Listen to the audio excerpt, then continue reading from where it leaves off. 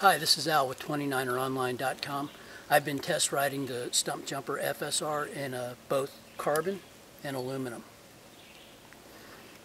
I'm going to tell you about the strengths, the weaknesses, and who should buy this bike.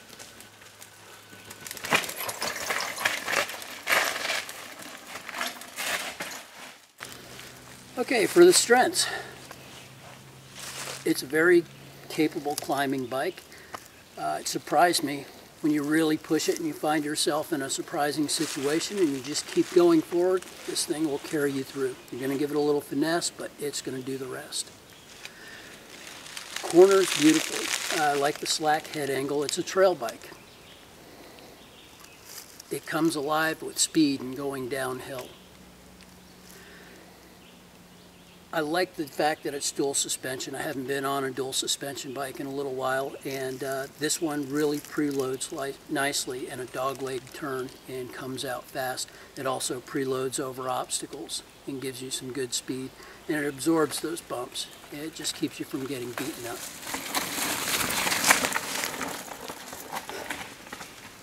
For weaknesses, I don't have very many criticisms of this bike, but what I will criticize is the brakes. I'm not particularly fond of the Avid Elixir brakes. They stop nicely, but they give you a very loud turkey waddle, particularly on the rear.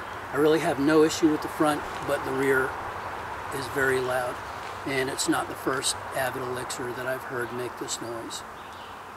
Other than that, there's not very much to criticize here.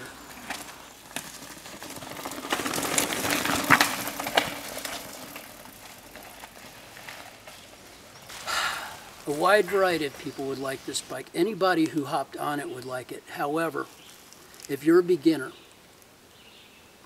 if you happen to have the money, you will really enjoy mountain biking. This would be a great bike for you. If you are an advanced rider, this bike is going to carry your skills to the next level and you're going to enjoy pushing the new envelope. If you're an advanced or expert rider, you're going to love this bike. This is a new tool in your toolbox if you don't have one like it already. It's going to just really open up the trail riding and the fun aspect of riding for you.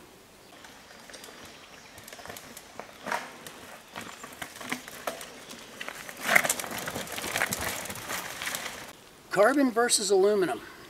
This is a tough one. I really didn't know if I'd notice much difference, but after riding the two, I did notice a difference.